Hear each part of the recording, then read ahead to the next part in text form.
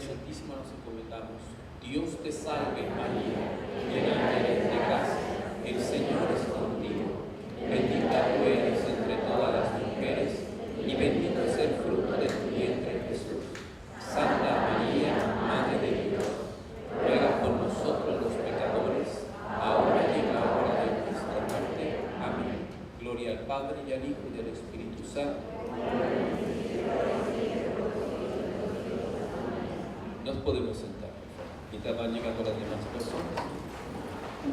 Antes que nada, primero quiero darle las gracias por su presencia aquí, porque yo conozco a la mayoría así por vista, porque los he visto en la Santa Misa, los he visto participar en la Eucaristía. Algunos me sacan la lengua para recibir la comunión. No sé. Pero eso es bueno, porque he perdido, ya sé que están sanos, porque a todos les veo la lengua muy bien rojita, entonces todos vienen sonriendo y me sacan la lengua y dicen, mamá, ahora sí la gente que se enoje conmigo ya sabe que conmigo y no hay problema. Bueno, primero que nada, darle las gracias a Dios, porque esta es la primera reunión que tengo ya como vicario con gente de la parroquia. Es para mí una cosa importante, porque desgraciadamente, y como les he dicho a veces en la misa, no sé si somos machos, pero sí somos muchos. Y desgraciadamente tenemos varias misas, las misas se llenan, y eso me da alegría. Por un lado dice, bueno, qué padre que la gente venga a misa. Las misas de los hispanos, por ejemplo en México, ustedes saben que también se atiborran las iglesias, y estamos viendo que solamente un 30% de la población católica mexicana participan en misa. Y yo tengo un amigo sacerdote, antier platiqué con él y me dijo, Rubén, yo celebro 6 misas el domingo y no me doy abasto. Dice, necesitamos vocaciones sacerdotales, pues sí, obviamente. Y estaba registrando que en mi diócesis, que es la diócesis de Saltillo, el 65% de los sacerdotes es de la tercera edad. O sea, ya son gente grande.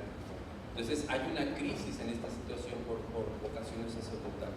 Pero por otro lado, dice, estamos viendo que la gente está volviendo a la iglesia. Eso es bueno. Pero también decíamos, oye, ¿qué pasa si yo recuerdo un caso que se nos presentó? Cuando fue la primera vez de la declaración de los Estados Unidos la guerra a Irak, que hubo muchas noticias en Estados Unidos, en México y todo. Recuerdo que esos fines de semana las iglesias se llenaron a reventar. Y no solamente en las misas, sino durante los tiempos de descanso. Ya ven que en México normalmente las iglesias están abiertas. Y los obispos se alarmaron. Después en una reunión los obispos, ¿qué pasaría si en un momento de conversión de todos los católicos se les ocurriera ir a misa como nos sucedió ahorita? No nos dábamos abasto, ¿verdad? Pero esa es una buena noticia, porque sabemos que la gente tiene santo temor de Dios y que por alguna circunstancia pueden volver a la iglesia. Y de hecho así ha estado sucediendo. Y es entonces cuando el sacerdote se pregunta, ¿qué debo hacer? Yo estoy solo, no puedo con tanta gente. Bueno, tengo un sacerdote, tengo dos sacerdotes, está bien. Pero es cuando tú te das cuenta que necesitas al pueblo laico, al pueblo de Dios, a los laicos, para que ayuden en el trabajo de la iglesia. El problema que tenemos es, como el Concilio Vaticano II lo especifica, los laicos es su tiempo de que deben participar activamente. Han venido ya como ministros extraordinarios de la comunión, como lectores, también van a los hospitales a dar la comunión, hacen algunas actividades, y eso es bueno, pero no basta. Se necesitan más cosas, se necesita más formación, porque hay muy buena disposición. Me preguntaba mi sacerdote de México, oye, ¿cómo ves a la gente de tu parroquia, de tu nueva parroquia? Le dije, oh padre, la mayoría, el 85% son hispanos, y todos tienen deseos de trabajar, todos quieren aportar algo, todos quieren participar, pero hay un gran problema, falta formación. Y me dice, acá tenemos el mismo problema. Dije, sí, padre, el problema es que si no formamos a esa gente, ¿cómo nos van a ayudar? Y eso es la causa. Uno de los dones que gracias a Dios he tenido y que he tratado de mantener sirviendo es la enseñanza. Enseñar al pueblo de Dios para que una vez que aprendan, conozcan, puedan iluminar a otras personas a las cuales yo no puedo ver, yo no puedo conocer. Porque ustedes cuando aprenden algo y están tan emocionados, van y lo comparten con sus hermanos, con su familia. Oigan, es que el padre Rubén, es que el padre Michael, es que el padre tal nos enseñó esto, recibimos esto, vimos en la palabra, y la gente se va interesando. Y eso es lo que nosotros queremos. A veces decimos, la gente se llena de conocimiento y se lo guarda, y eso es peligroso, porque el saber compromete. El conocimiento nos da un cierto poder, es verdad. El conocimiento da un poder porque tú sabes algo que los demás no saben. Pero para nosotros los cristianos católicos, el conocimiento es poder, pero para servir, para atender a los demás, para aclararles sus dudas. Yo tuve que quitar, a veces batallo porque tengo que mandar algunos dineros por el Messenger.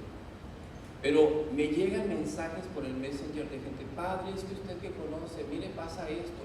A veces son cosas de lo más simples para mí, pero no para ellos. Y el único medio para comunicarse a veces ha sido el Messenger, a veces ha sido que me llegan emails de personas, padre, es que esto no sé qué hacer. Y bueno, ¿qué pasa? Y recordé el texto de la palabra de Dios, de que Jesús veía cómo el pueblo andaba como ovejas sin pastor, y se compadecía de ellas. Claro que yo también me compadezco, pero si atiendo a todo mundo me va a dar un infarto. ¿Por qué no? Tenemos que buscar una solución. Y la única solución es lo que la palabra de Dios nos dice en 2 de Timoteo capítulo 2, verso del 1 al 2. ¿Qué dice ahí?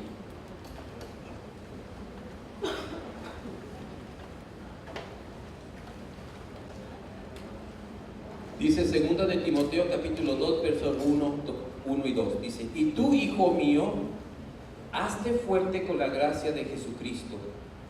Lo que has oído de mí en presencia de muchos testigos, confíalo a hombres fieles que a su vez sean aptos para enseñar a otros. Vuelvo a decirlo. Y tú, hijo mío, y tú, hija mía, y tú, hijo mío, hazte fuerte con la gracia de Dios, con la gracia de Jesucristo. Lo que has oído de mí en presencia de muchos testigos, confíalo a hombres y a mujeres fieles, que a su vez sean aptos para enseñar a otros. ¿Qué es lo que yo busco? Hombres y mujeres que sean aptos para que lo que yo estoy enseñando también lo enseñan ustedes. Ay, padre, ¿poco vamos a venir a dar clases de formación? Algunos tal vez sí, pero otros no tienen ese carisma de enseñar a todo el mundo, pero tienen el don de poder llegar a sus familias, a sus amigos y poderles compartir un poquito de lo que la iglesia nos enseña de la palabra de Dios. Y este es uno de los aspectos importantes, lo referente a la Santa Misa. Yo veía libritos de personas que decían, ¿por qué ir a misa? ¿Por qué la misa es importante? Ay, ¿por qué no ir a misa es pecado mortal?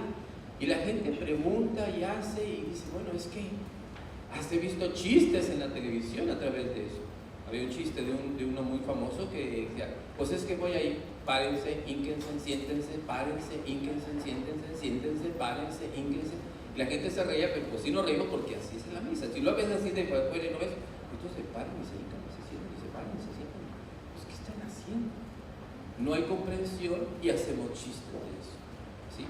Entonces, somos un pueblo católico y muchos de nosotros venimos a misa por tradición. Ese es otro aspecto importante. La tradición tiene una importancia para nosotros. Y le digo, oye, ¿por qué venías a misa? Porque mis padres venían a misa. ¿Por qué vienen tus papás? Porque mis abuelos venían a misa. Ok, qué bueno, pero ¿por qué? Pues porque así debe ser, ¿no? Y de ahí no lo sacas. Y es cuando dices, debemos formar al pueblo. Tenemos que explicarles por qué la misa es importante. ¿Y de dónde viene esto de la misa? ¿De dónde viene esto de la liturgia? Y es a lo que nos vamos a ir abocando, lo que vamos a ir comprendiendo. Entonces, aquí tengo este aspecto, algunos aspectos básicos de la Santa Misa. La misa es la misma desde la época del Nuevo Testamento, pero ha tenido un poco de adiciones que a través de los siglos los padres de la iglesia, los sacerdotes han ido poniendo para darle un realce.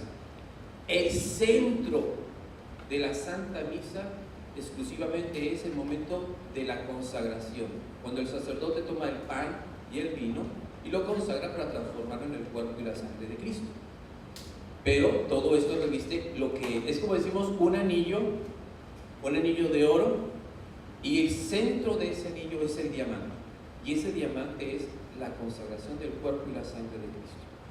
Pero el anillo en sí vale mucho, no solamente el diamante, sino todo el oro. Entonces la misa es como un anillo de oro con un diamante engarzado de gran valor. Entonces vamos a ver algunos aspectos que nos enseña la catequesis. Las catequistas y las personas interesadas en conocer la liturgia católica, ahí nos dice, encontrarán en esta compilación textos importantes. ¿De quiénes? Pues de la Sagrada Escritura, de los padres de la Iglesia y del Magisterio. ¿Qué es la Sagrada Escritura? Antiguo y Nuevo Testamento. ¿Qué es la enseñanza de la Iglesia? El Magisterio es la enseñanza que los padres de la Iglesia, a través de los siglos, los santos padres del siglo I, del siglo II, del siglo III, han ido agregando de lo que la palabra de Dios nos ha mostrado en un principio, que es la celebración de la Eucaristía. Vamos a ver, por ejemplo, abran su Biblia en Hechos de los Apóstoles. Vemos en el capítulo 2, que es Pentecostés, que es el descendimiento del Espíritu Santo, cuando el Espíritu Santo baja sobre Pedro, sobre todos los apóstoles, María y todos. Y ya vienen ellos a predicar la palabra de Dios. Y después de que predican, comienzan a vivir en comunidad, común unión. Todos buscan la manera de encontrarse. Y vamos a ver en el capítulo 2, verso 42, lo que sucedía. Dice: los que habían sido bautizados se dedicaban con perseverancia a escuchar la enseñanza de los apóstoles. Vivían unidos y participaban en la fracción del pan y en las oraciones. Y dice: todos estaban impresionados porque eran muchos los prodigios y señales realizados por los apóstoles. Todos los creyentes vivían unidos y lo tenían todo en común. Palabra de Dios. Es importante que conozcamos esto. Participaban. Los bautizados se dedicaban con perseverancia a escuchar la enseñanza. ¿La enseñanza de quién? De los apóstoles. ¿Y ellos de quién la recibieron?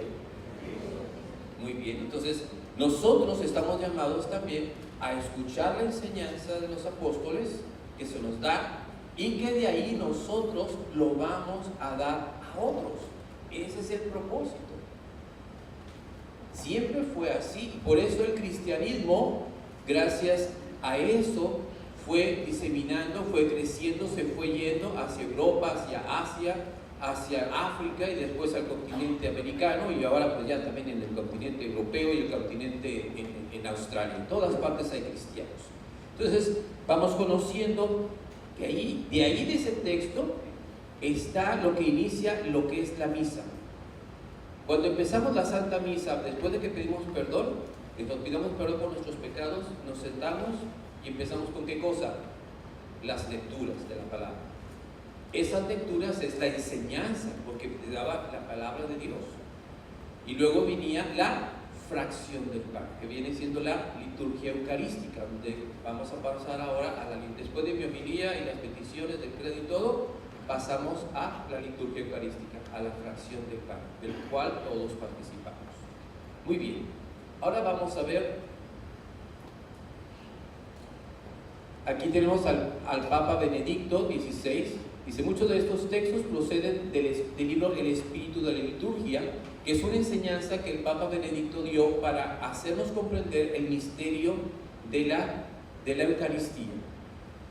Dice, viene basándose en la Santa Misa de Alberto Clavel, del estudio del abad y Gerardo, Iniciación a la liturgia de la Iglesia, de la guía práctica para la liturgia. Todos estos autores son muy importantes y nos dan una explicación, pero son libros muy pesados, muy profundos. Lo que tratamos es dar una más especificación. Vamos a ver, primero, la Iglesia y la Iglesia. ¿Qué es esto? Bueno, vemos arriba primero el rostro de Cristo. ¿Por qué los cristianos usan templos? Es la pregunta. Cristo es el único y verdadero templo donde el pueblo de la Nueva Alianza realiza el culto agradable al Padre. Esto es verdad. El verdadero templo de Dios es Jesucristo. Acuérdense que Jesús dijo, destruyen este templo y ¿qué? Y yo lo reconstruiré en 3 días. Dice, pero este templo se tardó 46 años. ¿Cómo dices tú esto? Pero después el evangelista dice, Jesús se refería a su propio cuerpo. Pero Jesucristo es la cabeza. ¿Y quién es el cuerpo de la iglesia? ¿Qué es el cuerpo de Cristo? Nosotros, la iglesia. Entonces, dice, ¿para qué? No necesitamos templos. Cristo es nuestro templo, Cristo es todo. Mas dice después, sin embargo, el carácter social y visible de ese pueblo exige lugares de culto, templos, así como lo vivieron los primeros cristianos y todas las generaciones de cristianos desde entonces que han enriquecido con lugares de culto los 5 continentes. O sea, sí, ciertamente el único templo es Cristo y todos nosotros somos un templo viviente, pero tenemos que juntarnos a alguna parte, ¿no? Es que viva la familia, todos estamos en la familia unida, sí, pero ¿dónde viven? Ah, pues tenemos una casa. Y para visitar a otros, vamos a otra casa. Lo mismo nosotros, vamos a juntarnos a alabar a Dios. ¿Dónde? En el monte. Y si llueve, necesitamos una casa. Entonces, hablamos de el lugar, dice el carácter social. Somos una sociedad, todos nosotros somos un pueblo. Y por lo tanto, somos un pueblo visible y tenemos que juntarnos en algún lugar.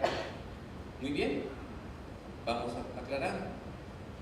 Dice, incluso, dice, los enemigos de la iglesia, los enemigos de los más decididos a lo sacro, en este caso, del lugar sagrado, admiten que la comunidad cristiana necesita un lugar para reunirse. Por ejemplo, gentes que no son cristianos y que nos odian, dice, bueno, ellos se juntan, como también nosotros nos juntamos, todos tenemos necesidad, todos tenemos necesidad de juntarnos. Gente que se va de la iglesia católica y se van a una iglesia evangélica, dejan una casa para entrar a otra, ¿sí o no? Ya no vienen a nuestros templos católicos, pero van a sus salones, llámale salones del reino, asambleas, como quieras. Tienen que buscar. Dicen nosotros las iglesias no necesitan iglesias. ¿Y ustedes dónde se juntan? Pues en un lugar. ¿Cómo se llama templo? ¿Y qué es? Pues una iglesia. O sea, todos tenemos esa necesidad.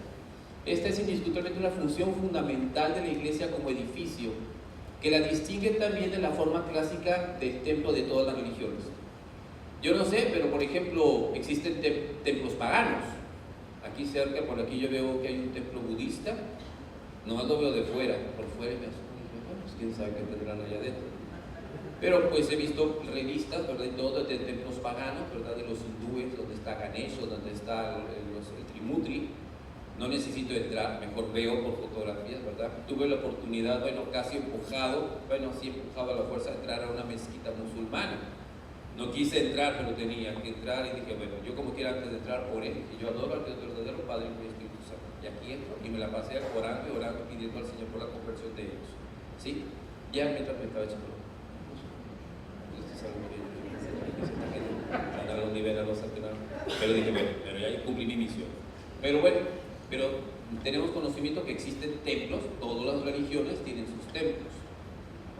Dice, el hecho de que el templo cristiano recibiera ya desde pronto el nombre de Domus Ecclesiae, que significa la casa de la iglesia o la asamblea del pueblo de Dios. Y más tarde ya se le utilizó la palabra eclesia, para nosotros iglesia. ¿Cuál es el significado de eclesia o iglesia? Es asamblea. Asamblea. Ahorita nosotros estamos reunidos en asamblea, ¿sí o no? En cierta forma, sí, porque somos el pueblo de Dios. Pero el más importante momento es en la misa, porque la asamblea se junta. Los que se conocen y se aman. El problema entre nosotros, como les decía en un principio, no seremos machos, pero sí seremos muchos. Vas a darle la paz y vos dirás, ay, bajita de ojos azules. No. Hoy no ven la gordita, el gordito así. No. Es como se llama, pues quién sabe. Tenemos años de venir a la misa y los vemos y... Pero no saben de cómo se llama. De repente, pues que se murió. Pues que se murió. ¿Cómo se llamaba? Imagínense, ¿somos verdaderamente pueblo de Dios? El pueblo de Dios se va conociendo. Y es por eso para mí es importante. ¿Por qué creen que registré sus nombres? Para irlos conociendo y hasta sus números telefónicos. ¿Cuál es el propósito? Porque a los demás cursos que tengamos, pues los vamos a invitar. Para que vayan conociendo un poquito más. Cada curso es distinto. Muy bien. ¿Qué es la iglesia? Entonces, aquí, la iglesia es el conjunto de los bautizados. Levanten la mano los bautizados. No hay paganos aquí, gloria a Dios. Muy bien, ya vamos bien. También se le llama iglesia al lugar donde los fieles se reúnen para dar culto a Dios. Las iglesias se construyen ¿para qué? ¿Para un propósito? ¿Para juntarnos todos? No, ahí lo dice, para el sacrificio eucarístico, es decir, para albergar un altar y un lugar donde se proclame la palabra de Dios. Por eso tenemos las iglesias. Si no hay altar para el sacrificio eucarístico y si no se proclama la palabra de Dios, pues seremos cualquier cosa menos iglesia. Entonces dice, el templo expresa en su forma y en función la jerarquía de los ministerios dentro del cuerpo místico de Cristo. Nuestro templo tiene un orden, ¿sí o no? Está de la entrada, ustedes se han fijado en la entrada cuando entran a la iglesia, lo vemos el área del atrio. Y atrás, a menos atrás, están los confesionarios, que se usan normalmente en nuestra parroquia también, atrás. Y después tenemos ya el área donde están las bancas, y luego los Vía Crucis, a veces tenemos altares a ciertos santos, y luego después hay una balaustrada, ahí en el altar, donde empieza el altar, que se llama el lugar santísimo. Ustedes, yo lo conozco, dicen el santuario. ¿Qué es el área del santuario? Es el área donde el sacerdote, el diácono, los acólitos, los ministros, ordenados y no ordenados, realizan ciertas funciones. Especialmente el obispo, el diácono y el sacerdote están en esa área. Luego, cuando ya, después de que se consagren, viene la hora de la comunión, vienen los ministros extraordinarios, como vienen también los ministros de los lectores. Vienen, suben y leen las palabras y regresan a su sitio. Vienen los ministros extraordinarios, reciben el cuerpo y la sangre de Cristo para dar al pueblo, para ayudarnos a darlo al pueblo, y luego regresan y vuelven a poner y regresan a su sitio. Los únicos que permanecemos ahí somos los sacerdotes y el diácono. ¿Por qué? Porque ese es el lugar propio en que el sacerdote debe trabajar. ¿Sí? Antiguamente, antes del Concilio Vaticano II, era impensable que los laicos entraran al lugar santísimo. Había un cierto temor de la gente. No pasa, voy a pasar allí solamente los sacerdotes. Y obviamente así es solamente el sacerdote el que pasa. ¿Por qué? Porque tiene su ministerio para hacer esos servicios. Muy bien. Entonces la iglesia tiene sus áreas específicas donde podemos y donde no debemos. Ahora vamos a ver aquí la universalidad del culto cristiano. El culto cristiano implica universalidad. ¿Cómo lo llamamos nosotros? ¿Cristianos universales? ¿Sí o no? Sí, porque católico significa universal. Entonces, el culto cristiano implica universalidad. La liturgia cristiana nunca es la iniciativa de un grupo determinado o de un círculo particular, incluso de una iglesia local concreta. La humanidad que sale al encuentro de Cristo se encuentra con Cristo que sale al encuentro de la humanidad. Por eso, es muy interesante, ustedes vienen a misa aquí, pero cuando van a sus pueblos, ¿van a misa allá? ¿Es igual o no es igual? Es igual. A veces el padre que cantan más o le ponen algunas cositas, pero la misa es la misma. A mí me ha tocado estar en Europa, voy a Italia y llego mi misal en español y son las mismas lecturas de la misa dominical. He estado en Polonia y participaba de misa en polaco y me llevaba mi misal, para estar al tanto. Sabía lo que estaba predicando, pero tenía mis propias reflexiones, obviamente. Entonces, estuve en Hungría, he estado en Francia y tenía que ir a misa el domingo. No hablo francés, no hablo esos idiomas, pero llevaba mi misal. Yo sabía en qué momento me hacía el rito de la paz, daba la paz. Iba a comulgar. ¿Por qué? Porque es mi casa. Serán diferentes idiomas, pero es el mismo rito que nos distingue a todos los cristianos católicos romanos, la liturgia romana. Entonces, a donde quiera que vayas, te vas a encontrar siempre con tus hermanos que celebran exactamente lo mismo en diferente idioma. Muy bien. Siguiente cosa importante. ¿Para qué se va a la iglesia? ¿A qué vas a la iglesia? Pues no más, ¿no? Pasa algo. Para participar en el santo sacrificio de la misa. Ese es el verdadero nombre de nuestro culto. Ahora nomás lo reducimos a voy a misa. Antiguamente nos decían voy a oír misa. Ahora decimos voy a participar en la misa. Pero también tiene otros nombres: el santo sacrificio de la misa, la Eucaristía, la Divina Liturgia. Dice, para participar en el santo sacrificio de la misa, en el que Cristo mismo nos alimenta con su palabra y con su cuerpo y sangre, para orar, para rezar y visitar a Jesús que está en el sagrario. Las iglesias católicas se construyen de forma que permitan celebrar con orden y claridad los principales actos litúrgicos. Por eso aquí tenemos las iglesias. Son iglesias antiguas, por ejemplo ahí vemos esta iglesia con sus escalones para llegar arriba, pero si tú te fijas, tienen sus imágenes y tienen todo como las tenemos en todos los tiempos. Siempre ha sido así. Dice, en estos tiempos la iglesia celebra el culto público para la gloria de la Santísima Trinidad. O sea, ¿a quién vas a adorar en la misa? Adorar al Padre por medio del Hijo en el poder del Espíritu Santo. Eso es importante. Vas a adorar a Dios Padre por medio de Jesucristo en el poder del Espíritu.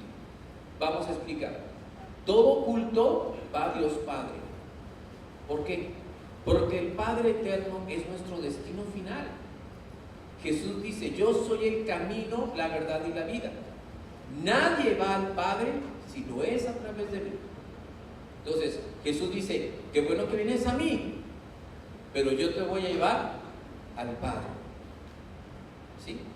Ahora, Jesús dice, yo no lo voy a dejar solo, les enviaré un consolador, y envió al Espíritu Santo. Entonces, tú vienes aquí, no solamente porque pagaste $5, sino porque el Espíritu Santo te trae a que tú descubras un poco más de los misterios de Dios. Ese es el sentido de las cosas. Yo recuerdo mis primeros años, cuando estaba pequeño, e iba con mis papás a misa. Era todavía la misa en latín. Entonces se oían unos cánticos así medio raros, yo no entendía, pues era el silencio, mi mamá con su velo, mis hermanas con su... No era un velito, era algo tan pequeño y todo, pero era el silencio, pero yo estaba así. Y mi mamá...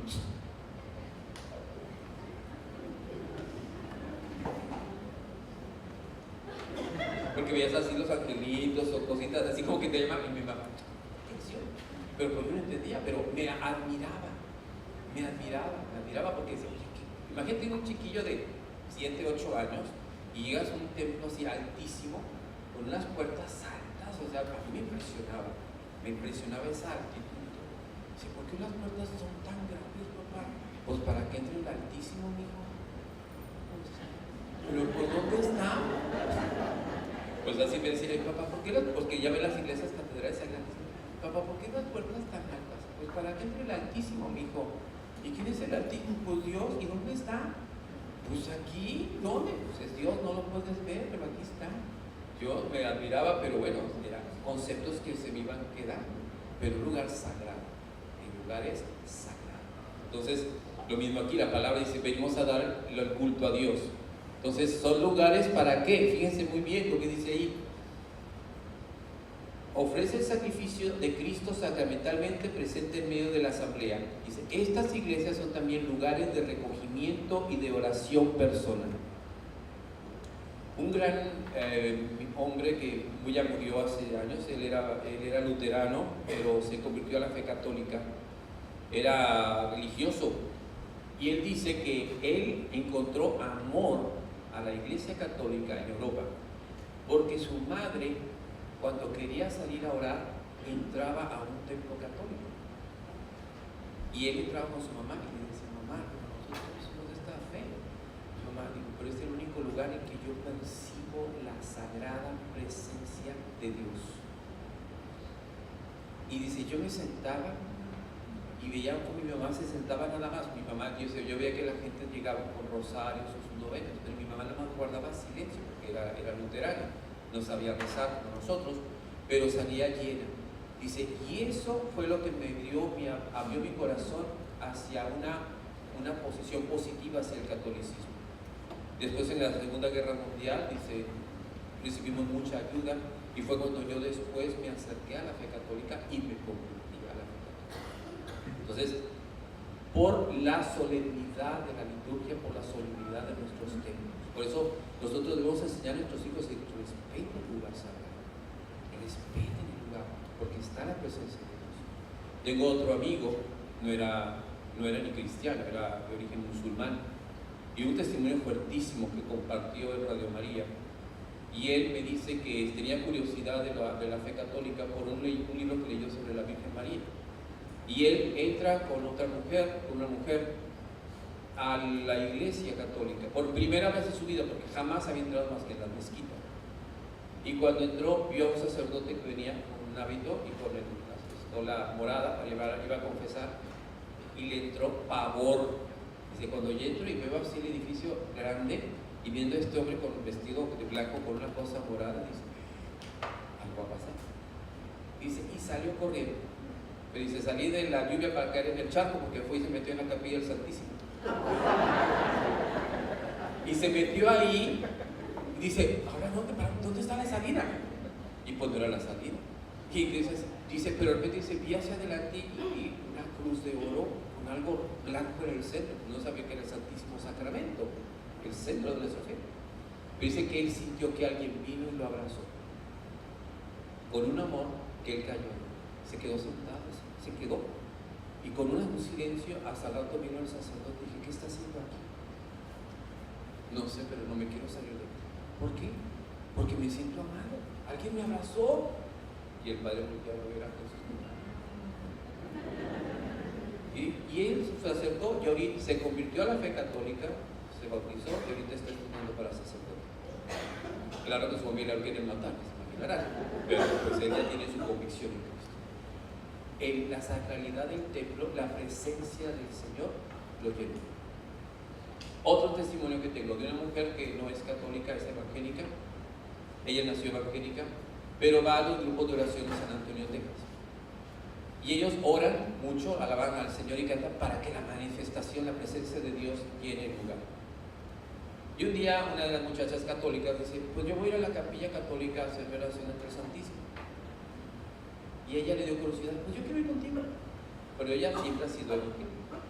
Curiosamente, ella siempre carga con ella una pequeña arca de la alianza de los judíos, la de los querubines, y la pone para orar. ¿Para qué la usa? Que porque la manifestación de Dios. O sea, ya acá tiene sus otros, ¿verdad? Y cuando llegó ella a la capilla del Santísimo, apenas entró, ella no conoce la fe católica, no. Cuando entró, volteó y le dijo a sus amigos: ¡wow! Aquí no tengo que alabar, aquí está ya Señor presente. Y eso le quedaron viendo: ¿de qué estás hablando? Y dijo: es que nosotros en mi templo, nosotros cantamos y alabamos para que la presencia de Dios llene el lugar. Pero aquí no necesito, aquí está. Yo necesito aquí, como cuando yo estoy, aquí está el Señor. Dijo: no, yo voy a venir seguido. Y sigue yendo ahí, hasta que alguien le dijo: ¿sabes por qué? Pero lo curioso es que ella sacaba su arquita de realidad, se la ponía enfrente y se estaba el tabernáculo enfrente. Y si mira, tú estás con el simbolismo, nosotros tenemos la realidad. Y alguien ya le explicó que nosotros los católicos tenemos la verdadera presencia de Jesús en el cuerpo y sangre en la Eucaristía. Y dice ella: ¿por qué no tenemos eso en mi iglesia? Pues pregúntale a tu pastor. Ya nosotros ya no tenemos más líos. pero ella sigue asistiendo. Estoy seguro que dentro de poco tiempo se va a hacer católica. Pero siempre lo sagrado atrae. Siempre los templos católicos tienen ese, como decimos, tienen no sé qué Señor. Esta es la presencia del Señor. Dice, no sabes qué, pues soy yo, dice el Señor. Soy yo el Señor.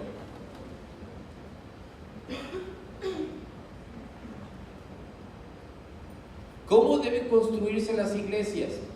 Fíjense ahí la iglesia grandísima que está ahí. Dice, como una imagen de la asamblea que se reúne, que permita un orden proporcionado y que favorezca la realización de cada uno de los ministerios. Por esa razón el altar, la sede, el ambón y el lugar destinado a los fieles debe constituir un espacio orgánicamente articulado, en el que se vea que la iglesia como pueblo de Dios jerárquicamente organizada. La cabeza y el cuerpo. La cabeza es el altar, donde está Cristo, y después abajo está todo el cuerpo. ¿Por qué están los confesionarios atrás? ¿Por qué crees?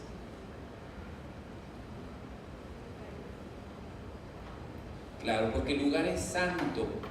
El lugar es santo, entonces, si tú estás en pecado, dices, estoy en pecado, tengo que ir a confesarme.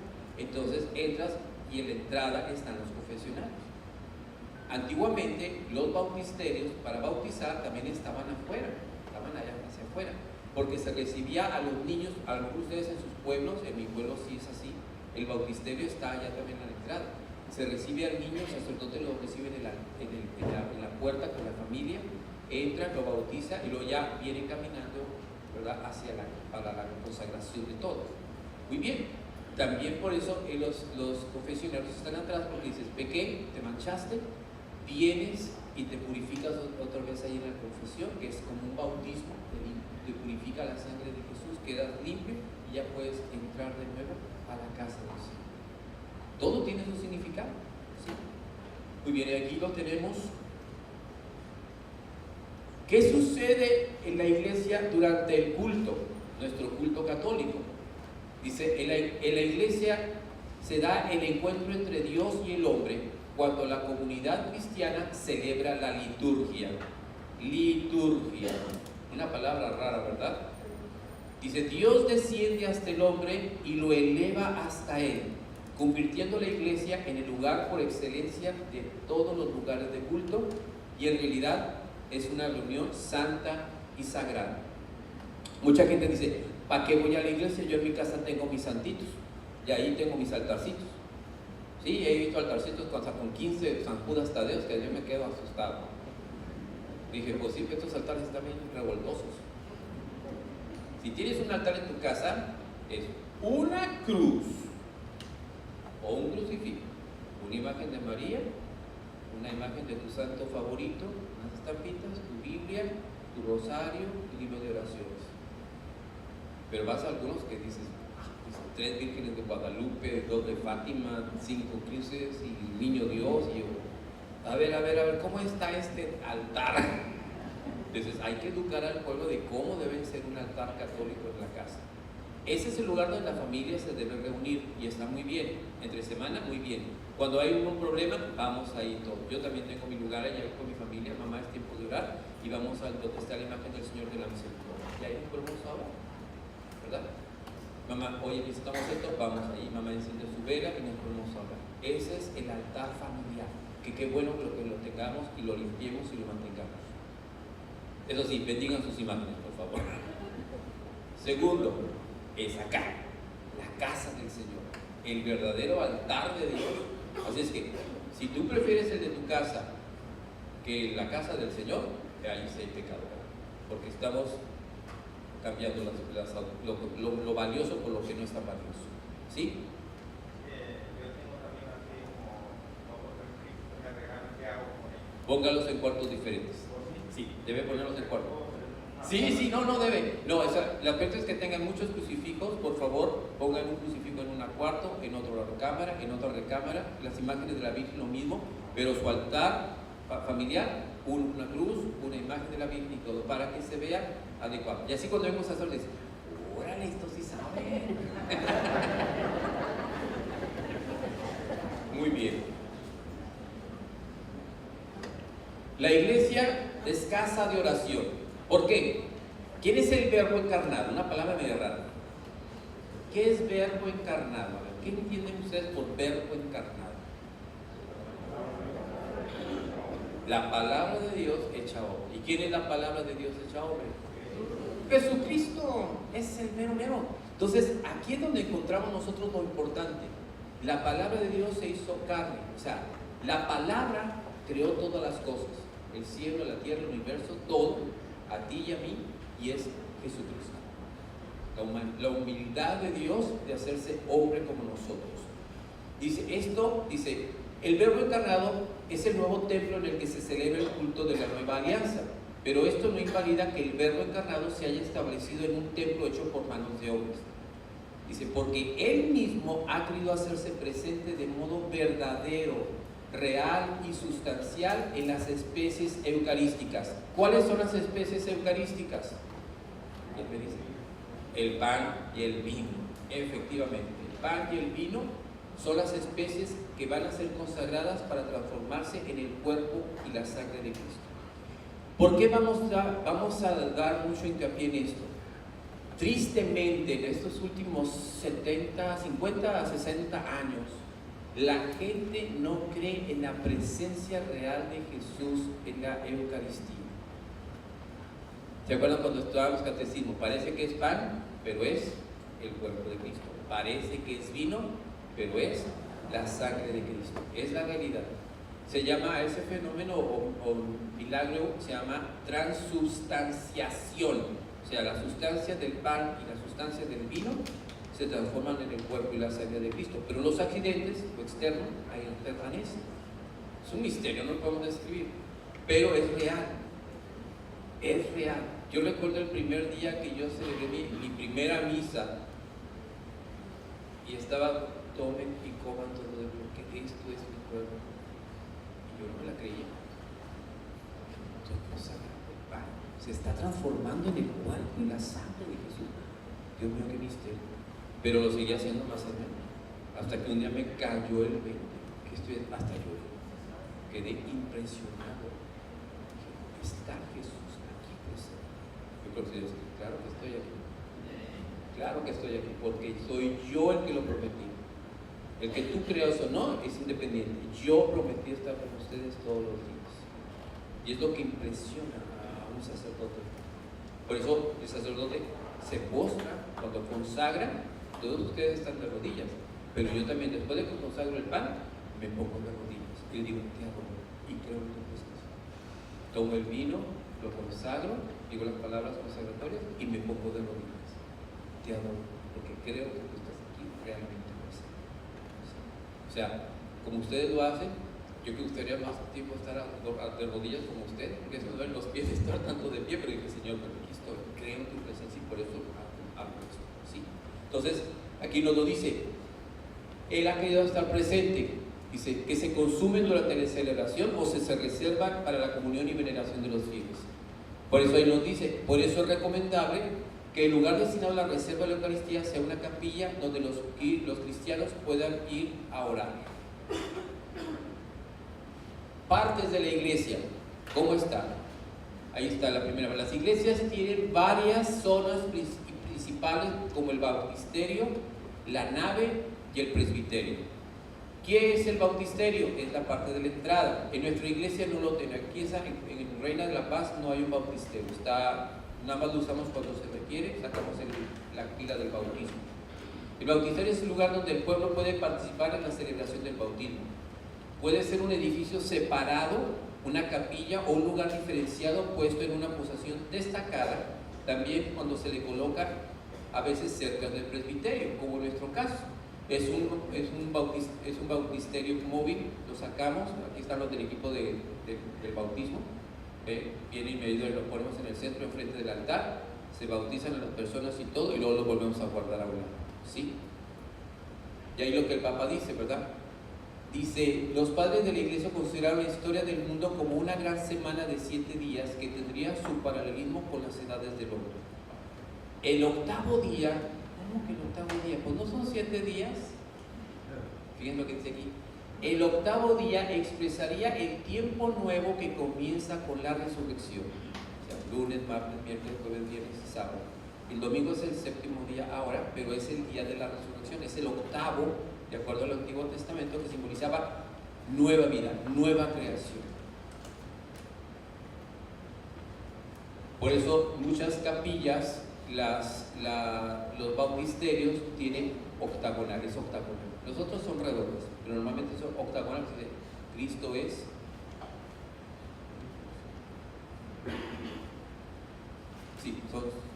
sí, también los antiguos, ¿se acuerdan donde ¿cómo llaman cuando tienen a las personas los cajas? Los ataúdes tenían también 1, 2, 3, 4, 5, 6, 7, 8 en una forma octagonal, porque está la semilla de la persona que muere y está sepultada para la resurrección. Es el octavo y ese es un simbolismo también cristiano. La nave es como aquí donde estamos todos nosotros, es el espacio destinado al pueblo, a todos los fieles. Se dispone de modo que el pueblo pueda participar fácilmente en el culto, viendo el altar, el ambón y la sede. ¿Sí esto o no es verdad? Estás sentado y tú ves allá adelante el altar en el centro, a tu lado derecho, bueno, al lado de ustedes es el lado izquierdo, cuando están sentados está el ambón, donde se lee la palabra de Dios. ¿Y dónde está la sede? ¿Qué es la sede? ¿Dónde se siente el cura? Los asientos, ¿qué? Hay un asiento y dos a los lados, y a veces en el medio se sienta el sacerdote y a su lado se sienta el diácono, ¿verdad? Esa es la sede. Por eso cuando estaba el padre Miguel dando unos mensajes, dijo, ¿quién es ahorita el representante? ¿Quién es la cabeza en este momento? Cristo, pero después de Cristo, el padre puso usted, no, el padre Rubén, porque está sentado en la sede, porque yo estaba presidiendo la misa. Entonces, es Cristo sentado con su pueblo, representación. Bien. Después encontramos alrededor de la nave, ¿qué hay? Los Vía Crucis, ¿sí? El presbiterio, ahí está, ya lo ven ahí ustedes, ahí está el sacerdote celebrando. Es el principal lugar sagrado donde tiene lugar la mayoría de las ceremonias litúrgicas. Es espacioso, ustedes pueden ver aquí en la parroquia, es espacioso y suele estar delimitado con escalones que facilitan que los fieles puedan seguir fácilmente la acción sagrada. Es un lugar estable y suele estar un poco más elevado que la nave para facilitar la participación de los fieles. Como aquí, cuando aquí celebramos misa, ahí tenemos un altar, lo ponemos aquí en esta área y todo el mundo está viendo lo que pasa. Bien, ahí están las imágenes, ustedes pueden ver en pisos o acá donde está el sacerdote celebrando. Es el centro. ¿Qué elementos principales hay en una iglesia? Vamos a ver, el altar, ahí está, ya lo vemos más cerca. Primero, el altar es el lugar fijo donde se ofrece el santo sacrificio de la misa. El altar representa ¿a quién? A Cristo. Por eso el sacerdote cuando entra, ¿qué hace? Lo primero que hace, se inclina y lo besa. Y cuando termina la misa, también vuelve a hacer para desperdicio, como dice, ya llegué, Señor. Y termina, Señor, termine mi servicio para ti. Nos vemos en la próxima. El altar debe ocupar un lugar tan importante en el edificio sagrado que sea realmente el centro de atención de los fieles. Por eso tenemos ahí las velas, ¿verdad? Para que, mira el centro, ahí está Jesús, ese es el centro. Y nosotros tenemos que reverenciar. Por eso cuando pasan los lectores, antes de pasar a leer, ¿qué pasa? Llegan, ven el altar y una reverencia. Cuando pasa el diácono o el sacerdote, pasa de un lugar a otro, también hace una reverencia, porque ese es el centro de nuestro culto. ¿Con qué material deben hacerse los altares? Ese es el punto. La materia más apta para el altar es la piedra natural. ¿Por qué? Porque simboliza mejor a Cristo, que es piedra, la piedra angular de la iglesia. Cristo es nuestro único altar. Pero a juicio de las conferencias episcopales, puede realizarse de alguna otra material, pero que sea un material digno, pero que sea sólido. Puede ser de madera natural, distinguiéndolo siempre de otro tipo de mesas por su ornamentación. O sea, puede ser de madera. El peligro que tenemos con los altares de madera es que a veces se nos olvida apagar los candelabros. Y a medianoche están hablando los bomberos porque está quemando. Entonces, por eso se prefiere que sea de material fuerte o resistente. ¿Qué es el altar cristiano? Ahí viene. El ara donde se realiza sacramentalmente el sacrificio de Cristo en la cruz. La mesa del Señor en torno a la cual se congrega el pueblo de Dios para participar de la misa, comiendo y bebiendo el cuerpo y la sangre de Cristo. Y el centro de la acción de gracias que realiza la Eucaristía. Porque ¿qué significa Eucaristía? Acción de gracias. Si tú vas a Grecia, a un restaurante, y al final le das a la persona una propina por el servicio, normalmente la persona, aquí decimos la palabra gracias. En Grecia te van a decir eucharistos. Eucharistos viene de Eucaristía, o sea, acción de gracias. Nuestro idioma, la palabra euja, la hacemos con C, entonces Eucaristía. Pero ellos en su idioma dicen Eucaristía, acción de gracias. Y la acción de gracias es la presencia de nuestro Señor. ¿Qué simboliza el altar? Y esto es el punto importante. El altar en sí es un signo de Cristo que es sacerdote, víctima y altar de su propio sacrificio. Por eso está diseñado para ser reverenciado y respetado en todo momento. Es símbolo de los cristianos que al estar unidos al verdadero altar se convierten en altares espirituales en los que se ofrece a Dios el sacrificio de una vida santa. Cuando se dedica un altar nuevo, pueden colocarse bajo la mesa las reliquias auténticas y de una parte identificable del cuerpo de un santo, mártir o no, dentro de un relicario.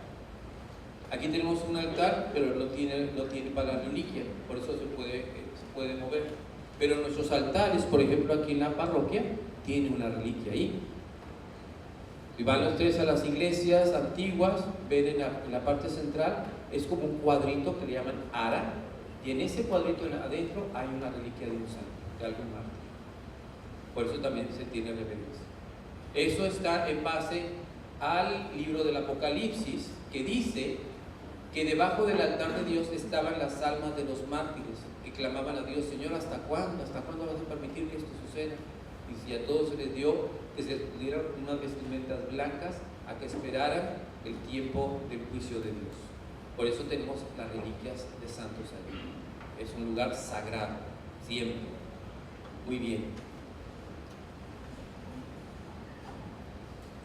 Podríamos afirmar que el altar es, por así decirlo, el lugar del cielo abierto. No cierra el espacio del templo, sino que lo abre a la liturgia eterna. ¿No se han fijado ustedes arriba del altar, en el techo? ¿No han visto ustedes aquí hay como una especie de, como una madera, un cuadro arriba así? Vayan a todas las iglesias, la mayoría de las iglesias siempre está arriba del altar, está eso. ¿Por qué significa? Es una ventana abierta. Porque el altar te une al cielo, ese es el significado. El baldaquino que tiene el Vaticano, arriba ya está el altar grandísimo, hay unos baldaquinos grandísimos, unos 4 columnas gigantescas. Bueno, pues ese es el simbolismo, es la puerta abierta que me une al cielo con la tierra, ese es el significado. ¿Y sabían que algunas de las columnas que hay en el Vaticano, algunas son columnas del templo de Jerusalén? Fueron llevadas después de la destrucción del templo, fueron llevadas partes y la iglesia las rescató y fueron colocadas también ahí, están ahí en el Vaticano. Tenemos algo del templo antiguo. La siguiente, ahí está, la sede presidencial y la cátedra. Ahí está la sillita y 2 sillitas a los lados. La sede presidencial es un asiento situado detrás o cerca del altar. Nosotros lo tenemos ahí al lado. Es en un lugar de altura idónea para el celebrante pueda ser visto como presidente de la asamblea. Debe ser adecuado al estilo y tamaño de la iglesia sin dar sensación de trono, porque la cátedra o sede de una catedral sí que es un trono reservado para los obispos. Aquí sí tenemos una silla muy bonita, está grandecita la silla. Y cuando la vi dije, parece un tronecito, dije. Pero ya fui a ver la catedral y dije, no, es una sillita. Pero aquí está más pequeñita, miren, ahí está la silla, sencilla. Junto a la sede hay asientos para los diáconos. La sede puede ser de piedra o de madera y debe tener dignidad. ¿Sí? Por eso nada más ahí estoy sentado yo y a mi lado, ¿quién está? qué no se sienta una persona ahí? Porque nomás tenemos un diácono ahorita. Simple y sencillamente. Ahora, vamos a ver la cátedra. Acá sí vemos al obispo, mírenlo sentada con su trono, ¿verdad? La cátedra o sede del obispo es la catedral. En la catedral es la silla eminente, el trono reservado al obispo cuando preside la comunidad cristiana, especialmente cuando celebra la Eucaristía. Es un trono y se sitúa sobre unos escalones. Simboliza la autoridad magisterial que posee el obispo en su iglesia particular. Es un lugar donde el obispo se sienta. Cuando vamos todos los sacerdotes y diáconos, el arzobispo se sienta ahí. Y van todos y van en reverencia. Y nosotros cuando tenemos que renovar nuestros compromisos sacerdotales o compromisos de diáconos, también ahí tenemos que ir con él. Porque yo estoy diciéndole a ustedes la autoridad en esta arquidiócesis. Por eso en todas mis misas siempre te pedimos por el obispo Daniel, porque es la cabeza. Hay más obispos auxiliares, pero él es la cabeza de toda la comunidad de la arquidiócesis de Galvez con Cristo. Y tiene el trono.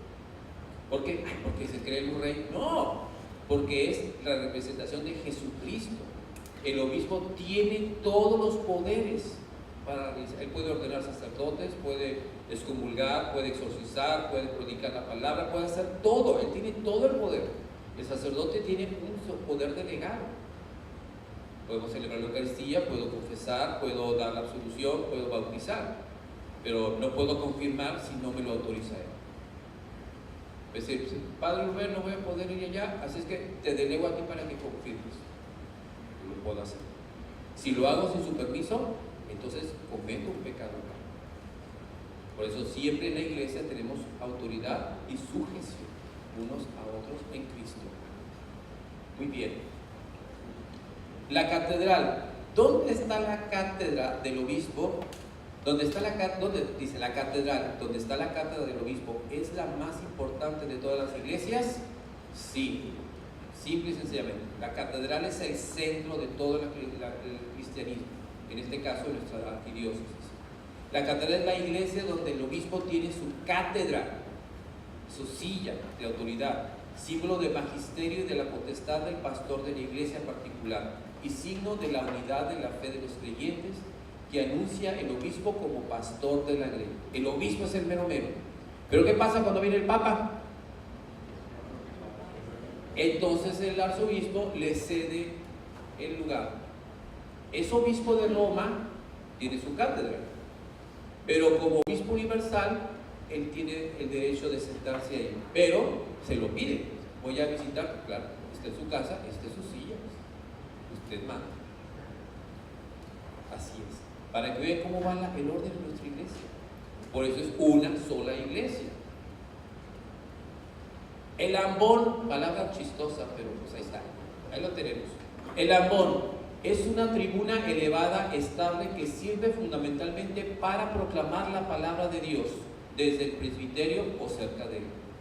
Suele estar a la izquierda del altar de lo que se llamó lado del evangelio. Desde el ambón, fíjense bien, se proclaman las lecturas, se canta o se lee el salmo responsorial, se canta el pregón pascual y se puede dar ahí la homilía y la oración universal de los fieles. Tiene otro nombre que se llama fasístol. A veces el ambón se cubre con un paño o antipendio del color del tiempo litúrgico. Lo podemos hacer en nuestra parroquia en un futuro, ¿por qué no? Porque también la iglesia lo invita a hacer, si no, no hay problema. Pero aquí encontramos el ambón. Tristemente a veces en muchas iglesias el ambón lo utiliza para dar los avisos de las parroquiales o porque viene una persona a platicar. No se debe, solamente se usa durante el tiempo de la Santa Misa o cuando se dan retiros espirituales y el sacerdote desde ahí está dando. Solamente el sacerdote, los lectores o el diácono pueden hablar desde él. Muy bien. El sagrario. ¿Qué es el sagrario? ¿Cómo se le llama el sagrario? Tabernáculo también. Muy bien. El sagrario o tabernáculo es un pequeño cofre de arca o arca inamovible en el que se guardan las sagradas especies, se guardan las sagradas hostias, las hostias consagradas. ¿Para qué? Para que el pueblo de Dios vaya a hacer adoración. ahí está Jesús presente en el Santísimo Sacramento del altar, ¿sí? Entonces desde ahí vienen las personas para recoger, para llevarlo a los enfermos cuando lo tienes que llevar. Entonces se abre ahí, se busca. Es muy de recomendar que el lugar destinado para la reserva de la Santísima Eucaristía sea una capilla adecuada para la adoración y la oración privada de los fieles, ¿sí? Entonces ya aquí nos va dando siempre algunas indicaciones, pero debemos respetar el sagrario o tabernáculo porque es la presencia viviente de Dios. Aquí quiero compartir un testimonio. Mi parroquia en Saltillo, una ocasión se robaron el sagrario. Sorpresa terrible que se llevó el sacerdote. Y se le estaba arreglando cuando viene el sacristán completamente pálido y dice: Padre, se llevaron al Santísimo, se robaron al Señor.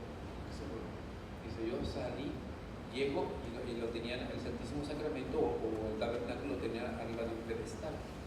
Pues no está, se lo llevaron. El padre inmediatamente llamó al obispo, inmediatamente llamaron a las personas, a los laicos, a los comprometidos, para hacer oración de reparación. Estuvieron pidiendo, me hablaron por teléfono, pues no estábamos impresionados. El padre cerró la iglesia solo para la oración, pedir perdón porque era un sacrilegio lo que se había pasado. Y ese tipo de sacrilegio solamente puede ser perdonado por el Santo Padre. Se lo reserva el Padre, si la persona pide perdón. Pues estuvimos orando 3 días y apareció el sagrario. De repente apareció y el padre dijo que ya había sido recuperado, no dijo más, no más información. Pero ya cuando platiqué con él, ¿verdad? Me dijo: ¿sabes qué pasó? Le dije: ¿qué pasó? Digo: pues vino una señora a los 3 días, vino una señora apenadísima y no sabía cómo decirle: Padre, el sagrario está en mi casa. Digo: ¿cómo que está en tu casa? Dijo: Padre, pues quiero que vaya porque mi hijo tiene que ver con usted. Dijo: pues fui a la casa de la familia, el muchacho estaba apenadísimo, se habían puesto hasta atrás con otros amigos, llegaron a la iglesia, pues se metieron por un ventanal, estaban buscando dinero y se metieron y dijeron: no, pues una caja fuerte con oro, pues ahí está el tesoro. Pues sí, está el tesoro, pero no el tesoro que ellos esperaban. Pero dejen ustedes, lo sacaron como pudieron y dijo: no, hombre, no podemos abrirlo, llévalo, vete abajo de tu cama y mañana lo abrimos. Pues está bueno. Pero ya se fueron, lo dejaron abajo de la cama, se fueron, la mamá ya se dio cuenta, pero pasó algo extraño, la casa empezó a calentarse y la familia tenía aire acondicionado y la casa está muy caliente. ¿Y qué está pasando? Y dice: no sé por qué está pasando. El muchacho empezó a asustar porque su cuarto estaba ardiendo. Y la mamá me dijo: ¿qué tienes aquí? Está caliente el cuarto. No sé, mamá. Le daba vergüenza porque ya ha pasado de la cruda, ya se lo que había hecho y tenía vergüenza. Y empezaron ahí: oye, que se roba el sagrario. Todo el mundo de la colonia: se roba el sagrario. Y la mamá: pues tenemos que rezar porque se roba el sagrario. Y si el sagrario está en mi casa. Y entonces: mamá, quiero decirte algo. ¿Qué pasó? ¿Qué? Y ya se me va con la cama y que hablar. No, dice la señora: yo me tiré al piso. Casi que chateaba a mi hijo, ¿verdad? Y adorando a Cristo y acá: ven para acá. Y salió, le dijo a su esposo, se arrugó la familia, no, todos dicen, viendo así como que. Y dijo: va a hablarle al padre. Le hablaron al sacerdote, el padre fue, pero el muchacho dice: padre, ¿quiénes fueron? No, pues le hablaron a los muchachos: ¿por qué lo hicieron? Pues creían que estaba el dinero, que había. No, pero es un tesoro espiritual, es la presencia de Dios. Por eso la casa está ardiendo, porque el Señor dice: aquí estoy. Pues como pudieron lo sacaron, ¿verdad? El padre pues no quería que la familia se diera cuenta. Dice: padre, es que si los vecinos se van a dar cuenta. No, pues sí, el padre, ¿y qué culpa tenía la familia? Pues dijo: bueno, lo vamos a sacar en la noche. Dice: ahí vengo yo en la noche a sacar. Ya no llegaba, ya había gente en la iglesia esperando, lo ordené todo, lo presentaron, ya lo pusieron y todo, así todo. Abrió el padre, gracias a Dios no pasó nada, estaban muy bien, pero no se habían abierto los copones, los cibonos, estaban las hostias completas, no pudieron abrir. Al final de esta historia fue muy bueno porque toda la familia, de pasar a católicos más o menos, a católicos comprometidos, los muchachos se volvieron católicos. Entonces tuvo un final feliz. O sea, Dios permitió algo así, tremendo, pero hubo un final feliz. A veces no siempre es así. Pero bueno, por esto tenemos que reverenciar la Eucaristía y al Sagrado. Bien, Ahora, ¿desde cuándo se guardan las especies eucarísticas en las iglesias? Esa es una pregunta. ¿Desde cuándo se guardan? Dice ahí, es una costumbre muy antigua que se remonta al menos a la época en que terminaron las persecuciones. ¿Hubo laicos que llevaban la comunión a las personas en la antigüedad? Sí. Porque los sacerdotes los mataban. Entonces los sacerdotes tenían que tenerlos escondidos. Celebraban la Eucaristía, sacaban las sagradas hostias, iban muchachos como San Tarcisio y otros muchachitos adolescentes, y iban, como eran nadie los veía, traían la Eucaristía guardada en una bolsa, la guardaban en su pecho y en la vestimenta, iban y daban la comunión y regresaban. En ocasiones a veces los descubrían y querían quitar las hostias sagradas. Entonces ellos tenían que defenderlo con su vida y eran martirizados. Con su sangre no permitían que se hiciera un pecado gravísimo, que es un sacrilegio.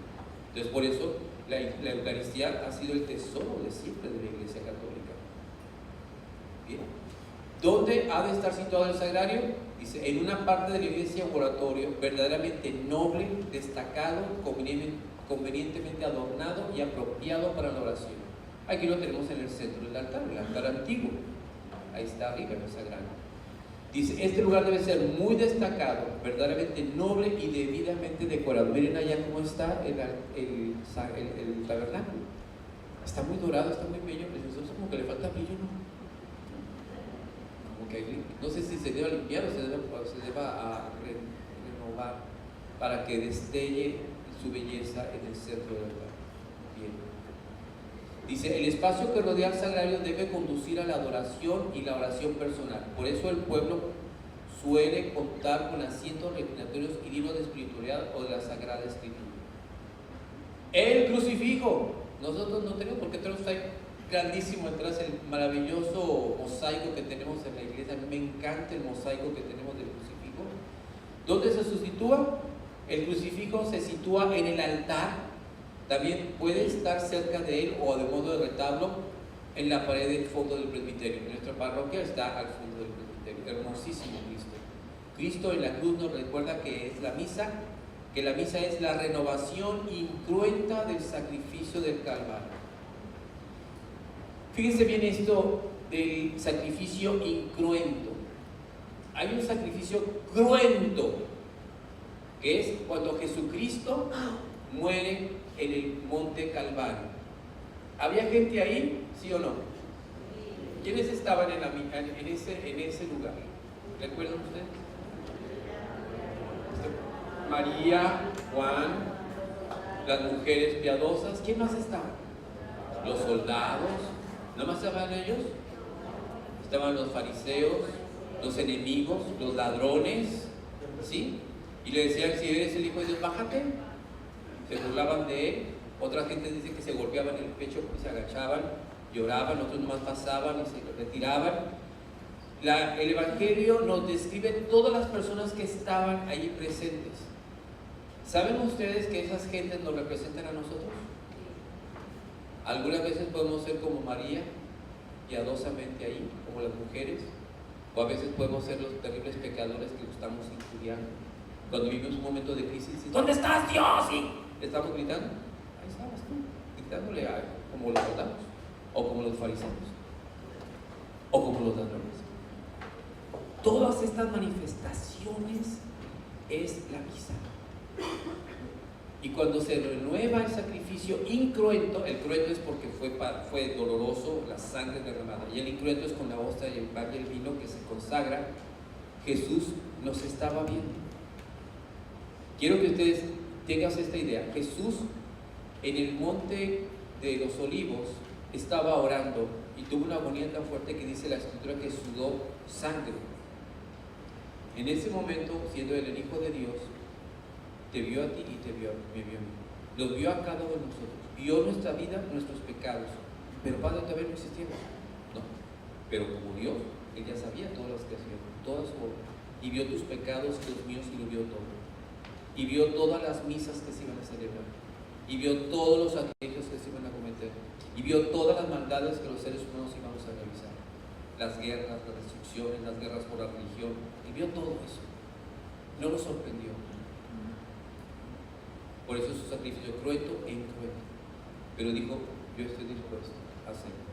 Y en todos los sacrilegios, las maldades que vamos a cometer contra él. Si todo pecado será perdonado, hasta los pecados contra el Hijo de Dios. Sabía que muchos íbamos a acumular en estado de pecado, y en su amor y misericordia se arriesgó. Y después, en el Calvario, ya en la cruz, dice, Padre, perdónanos porque no sabemos qué hacer. Ahí se consumó su amor por nosotros. Entonces, cuando el sacerdote levanta el pan y el vino cuando está consagrando, Jesús dice, Padre, perdónanos porque no sabemos qué hacer. Padre, estoy aquí por ellos. Acuérdate de mi sacrificio, aquí se actualiza. Ya a veces estás en la misa y estás hablando con otra persona, como los que estaban allá murmurando, o saliendo, o metiendo. Exactamente los mismos. ¿Quién eres en la misa? ¿Quién eres? Debemos pensar. Eso es muy importante. Vamos a tomar un descanso.